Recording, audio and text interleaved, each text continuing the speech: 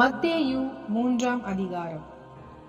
அந்நாட்களில் யோவான் ஸ்நானன் யூதேயாவின் வனாந்தரத்தில் வந்து, மனந்திரும்புங்கள், பரலோக ராஜ்யம் சமீபித்திருக்கிறது என்று பிரசங்கம் பண்ணினான். கர்த்தருக்கு வழியை ஆயத்தப்படுத்துங்கள், அவருக்கு பாதைகளை செவ்வை பண்ணுங்கள் என்று வனாந்திரத்திலே கூப்பிடுகிறவனுடைய சத்தம் உண்டென்று ஏசாயா தீர்க்கதரிசியினால் சொல்லப்பட்டவன் இவனே.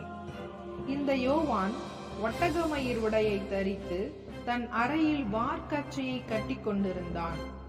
வெட்டுக்கிளியும் காட்டுத்தேனும் அவனுக்கு ஆகாரமாயிருந்தது.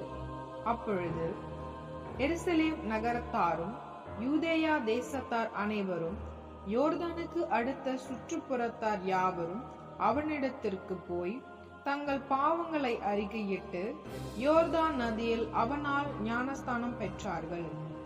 பரிசேயரிலும் சதுசேயரிலும் அநேகர் தன்னிடத்தில் ஞானஸ்தானம் பெறும்படி வருகிறதை அவன் கண்டு, விரியன் பாம்பு குட்டிகளே, வரும் கோபத்துக்கு தப்பித்துக் கொள்ள உங்களுக்கு வகை காட்டினவன் யார்? மனந்திரும்புதலுக்கேற்ற கனிகளை கொடுங்கள். ஆபிரகாம் எங்களுக்கு தகப்பன் என்று உங்களுக்குள்ளே சொல்லிக்கொள்ள நினையாதிருங்கள். தேவன் இந்த கல்லுகளினாலே ஆபிரகாமுக்கு பிள்ளைகளை உண்டு பண்ண வல்லவராயிருக்கிறார் என்று உங்களுக்கு சொல்லுகிறேன். இப்பொழுதே கோடாரியானது மரங்களின் வேரருகே வைத்திருக்கிறது. ஆகையால் நல்ல கனி கொடாத மரமெல்லாம் வெட்டுண்டு அக்கினியிலே போடப்படும்.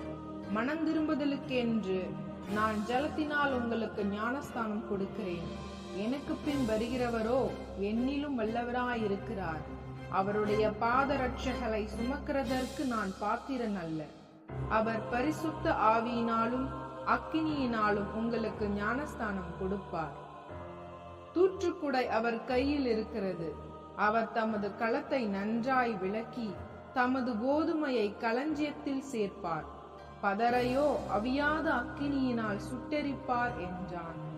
அப்பொழுது யோவானால் ஞான ஸ்நானம் பெறுவதற்கு இயேசு கலிலேயாவை விட்டு யோர்தானுக்கு அருகே அவனிடத்தில் வந்தார்.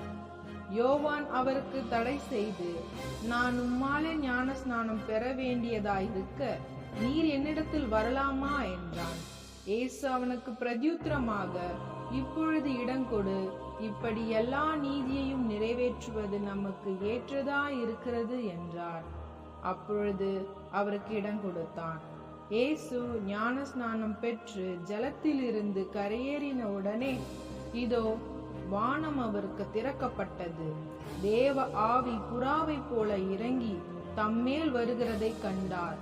அன்றியும் வானத்திலிருந்து ஒரு சத்தம் உண்டாகி, இவர் என்னுடைய நேசகுமாரன், இவரில் பிரியமாயிருக்கிறேன் என்று உரைத்தது.